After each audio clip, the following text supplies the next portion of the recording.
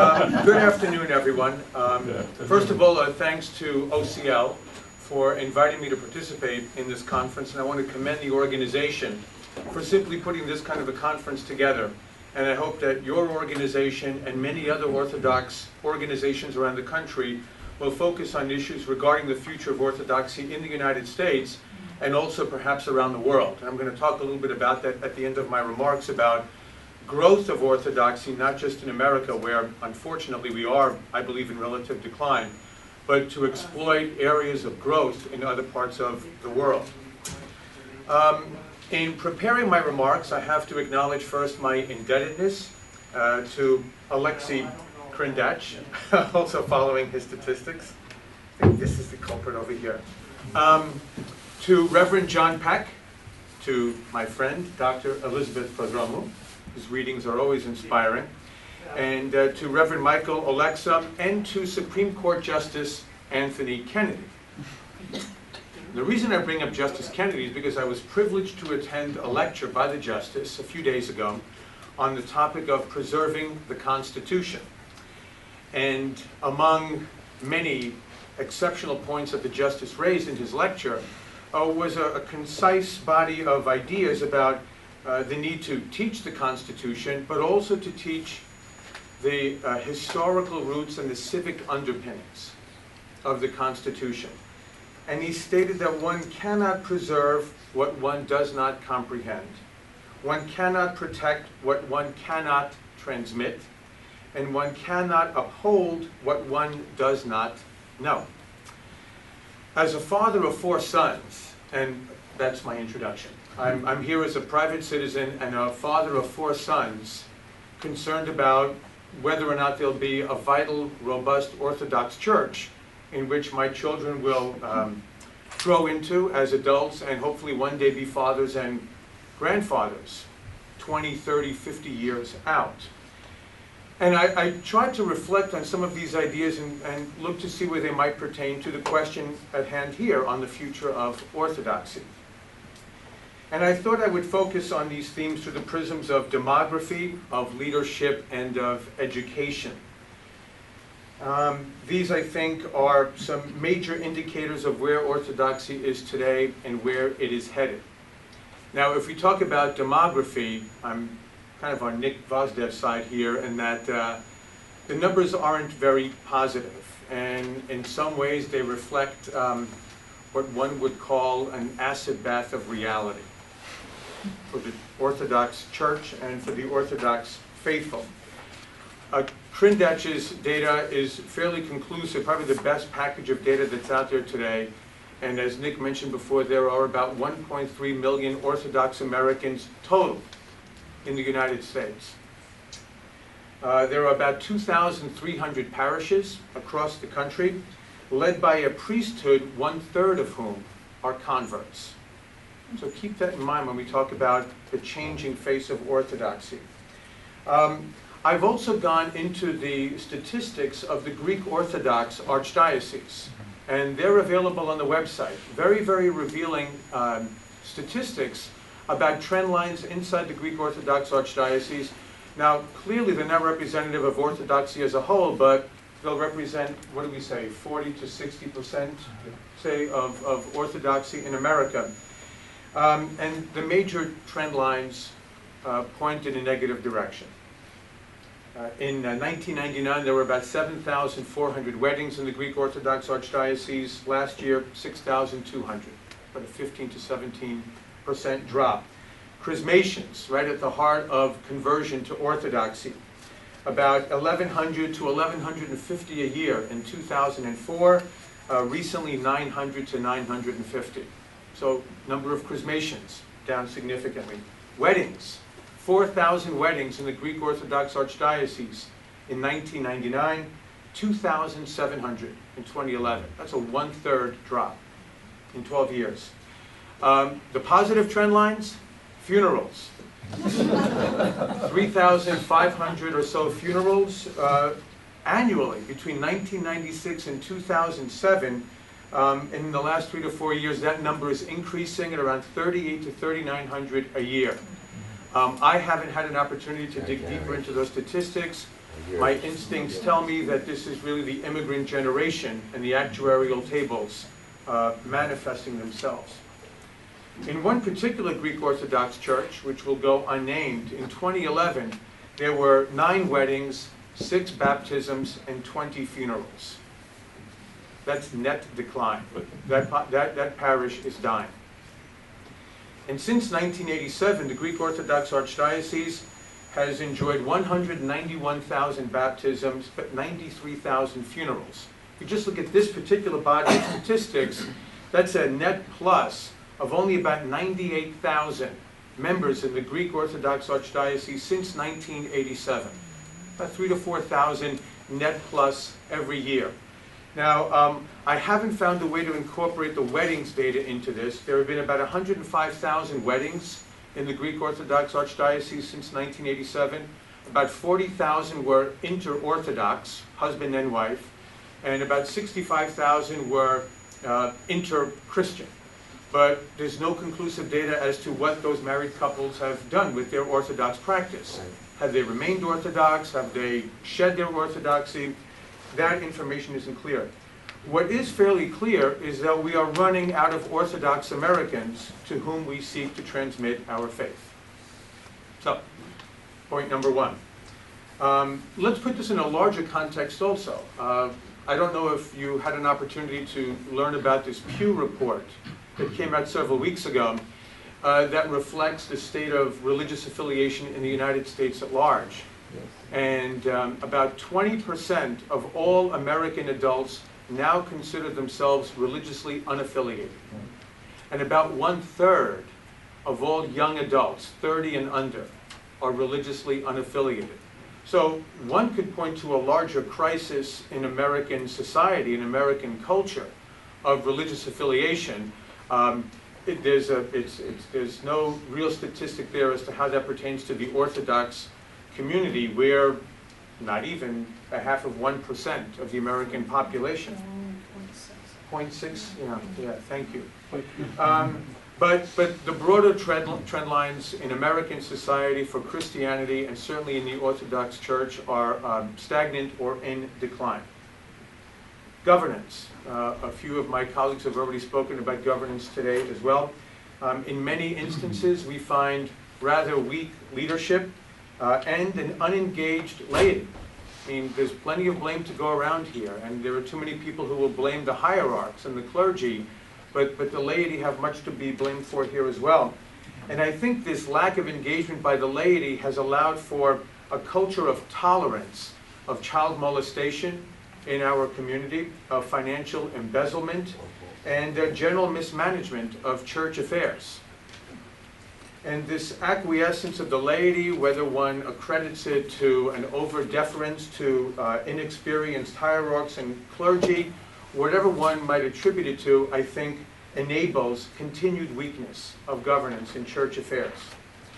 And I would also bring up the topic of education.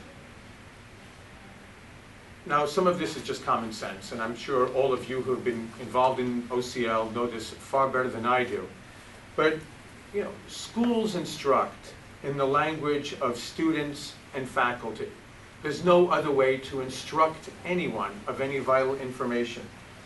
And yet the Orthodox liturgy in so many parishes around the country, a liturgy that is central to the Orthodox spiritual experience and the worship experience, is conducted in what someone else wisely termed an alien and unintelligible language.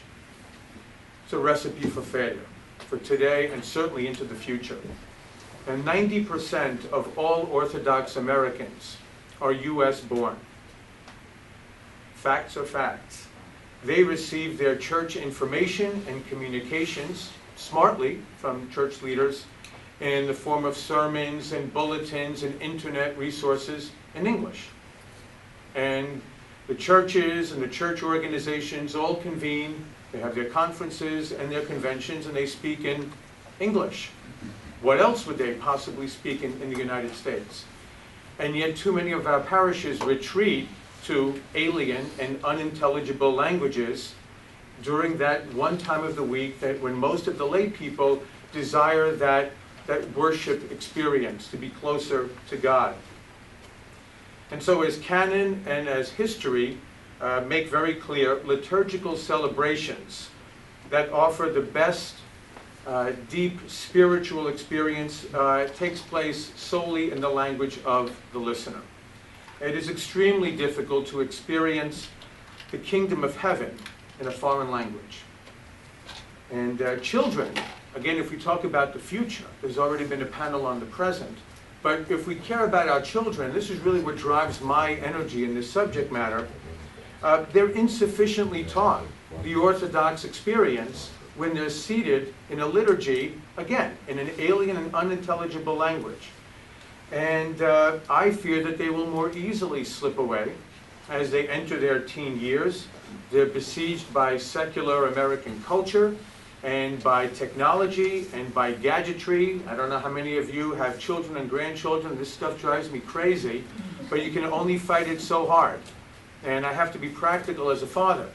So when they have all of these distractions that fire off their neurons in ways that we quite haven't figured out yet, we have a serious competition. And English language worship, to me, is fundamental to retaining Orthodox bonds that we hope to instill from infancy and as young children growing up in the United States. We want them to maintain these bonds during the process of maturation, in the process of becoming adults.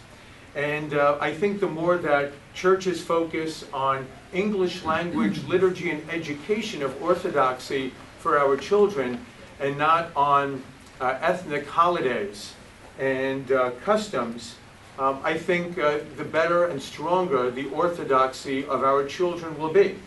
And there are plenty of ethnic organizations to do all those wonderful things, but they really are not germane to Orthodox liturgy. And the church should focus on what it does best, on healing souls and on building the next generation of Orthodox Christian stewards and leaders. So how do we accomplish some of these goals? Education. I cannot emphasize this enough. Education, for me personally, is at the heart of all reform, development, and progress. As several speakers have mentioned earlier, we have been blessed by God with mind and reason. But these need to be nourished by a proper education. And children and adults should know and experience Orthodoxy to properly grow and sustain the faith. And I assure you, ladies and gentlemen, I am a struggling Orthodox Christian. I'm usually pretty bad at it. But I've tried to do what I can to teach myself what I've been able to. I was the recipient of a rather poor Orthodox education as a youngster, and I strayed for 20 years and came back when I discovered the sublime liturgy in English. That's when it became real for me. But we as parents and as grandparents need to take it upon ourselves to educate the children and the grandchildren. It's very easy to blame others for the lack of resources.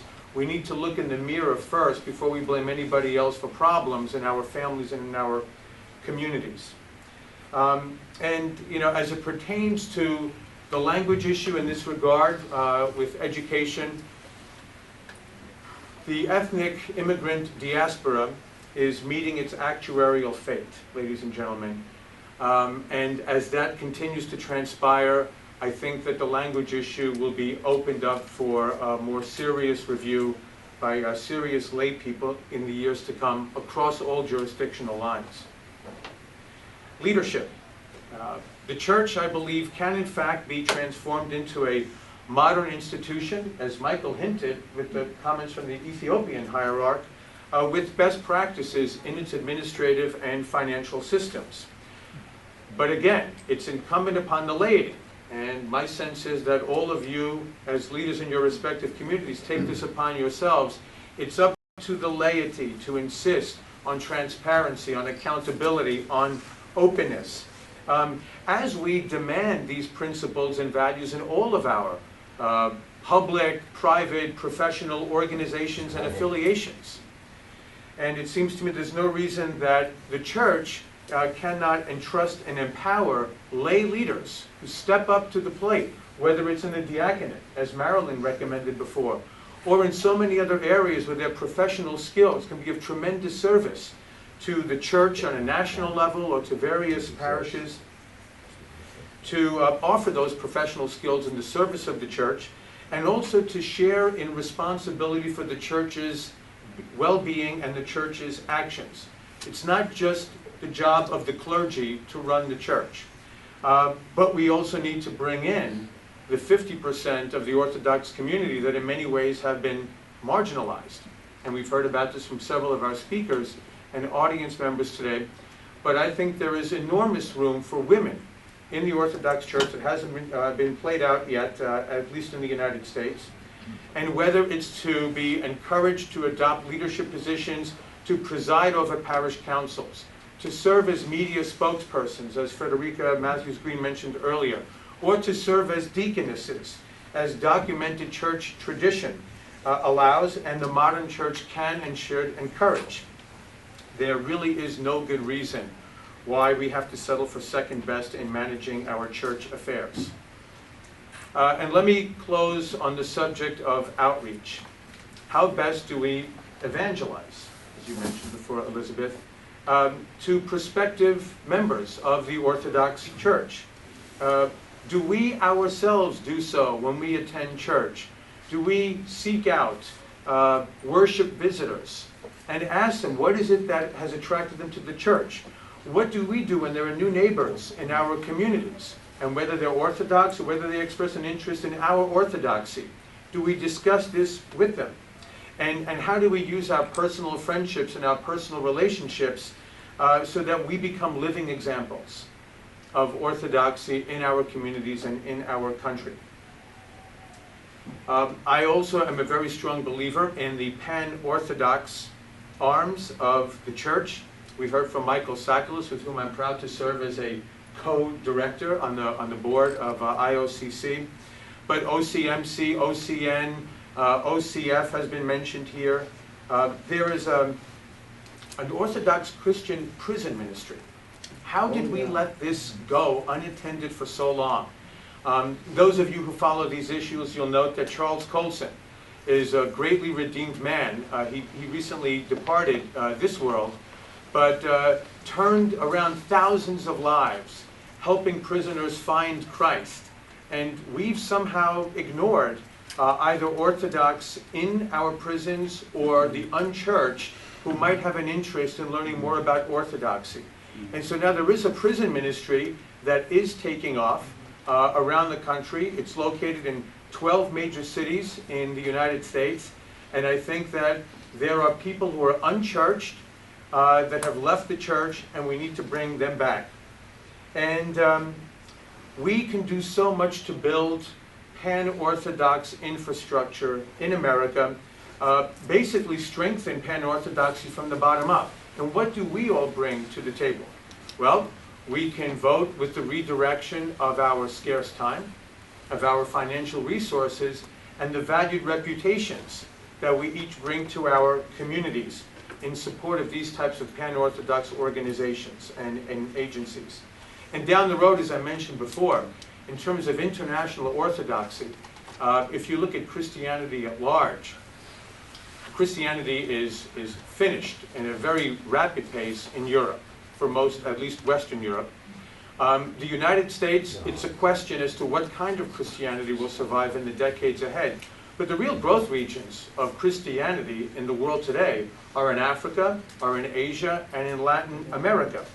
So I hope that maybe OCL, or in partnership with other organizations, we explore opportunities to expand the Orthodox world more concretely in these other regions.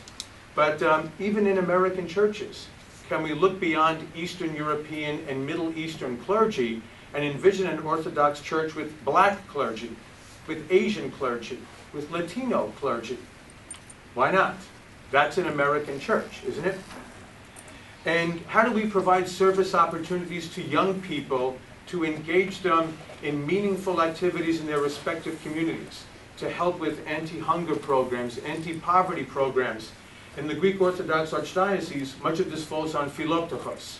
And God bless these women, but most of them are grandmothers We need to get young people involved in helping to tend to the ailing and the sick in their neighborhoods as well. So there are very important pastoral concerns in our communities that we can also engage young people in to, again, bind them to the Orthodox Church, hopefully for the remainder of their lives, and build a social networking process that transcends Facebook and Twitter and really commits them to Orthodox service in their civic communities.